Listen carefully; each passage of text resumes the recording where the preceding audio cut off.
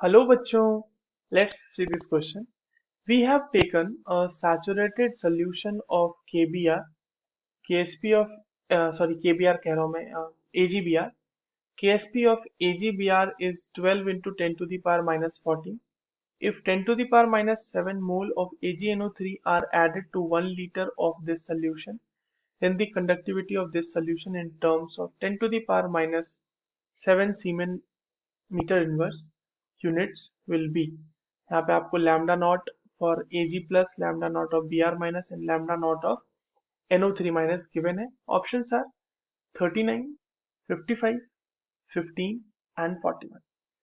तो चलिए इस क्वेश्चन को सॉल्व करते हैं बच्चों।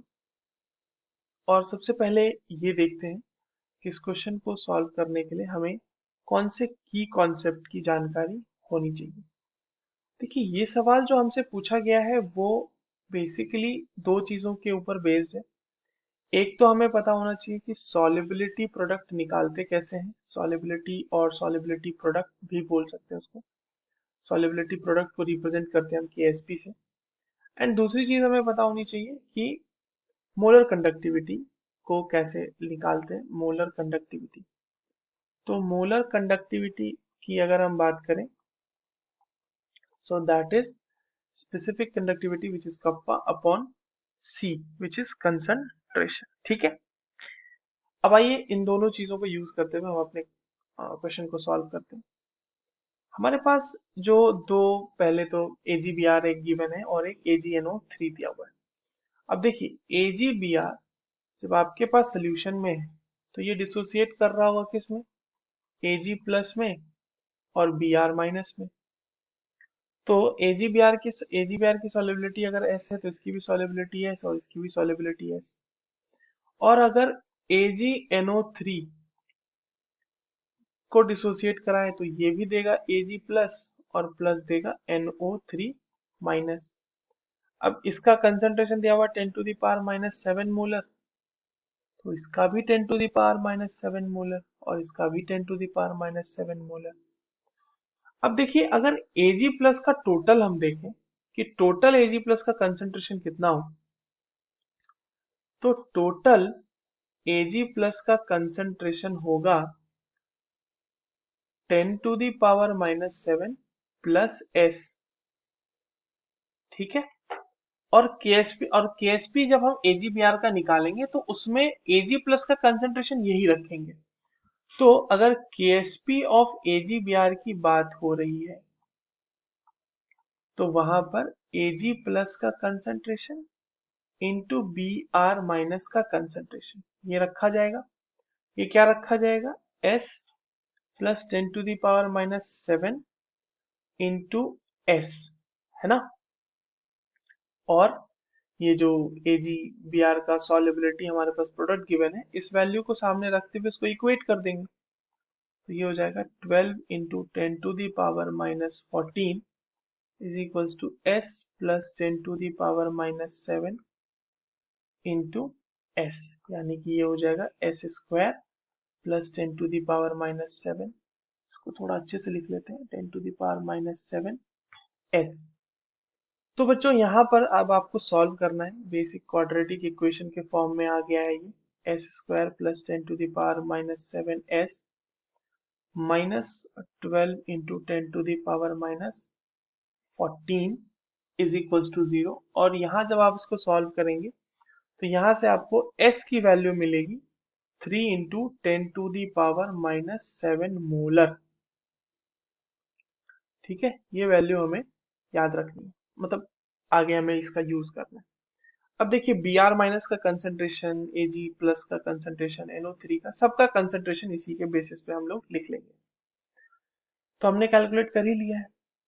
अब हम यहाँ पर लिखते हैं कि Br माइनस का कंसंट्रेशन क्या होगा, तो वो हो जाएगा 3 into 10 to the power minus 7 molar. अब देखो ये मोलर में है कंसंट्रेशन, हमें निकालना है मोल पर मीटर क्यूब, क्योंकि हमारे पास आंसर मांगा गया है सीमेन मीटर इनवर्स में।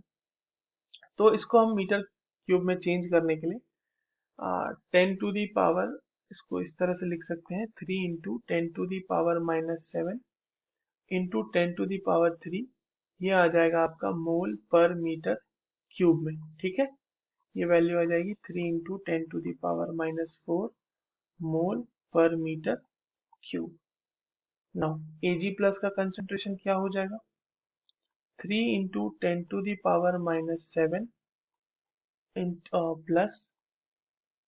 Plus 10⁻⁻7 molar.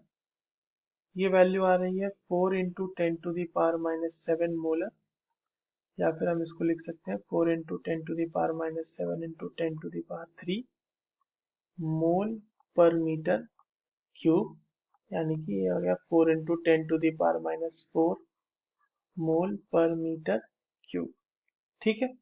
एक और हमारे पास कंसेंट्रेशन निकालने के लिए बच रहा है, वो है NO3 माइनस का।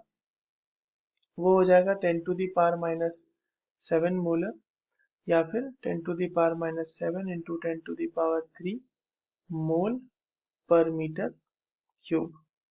ये हो गया 10⁻⁻4 मोल पर मीटर क्यूब, ठीक है।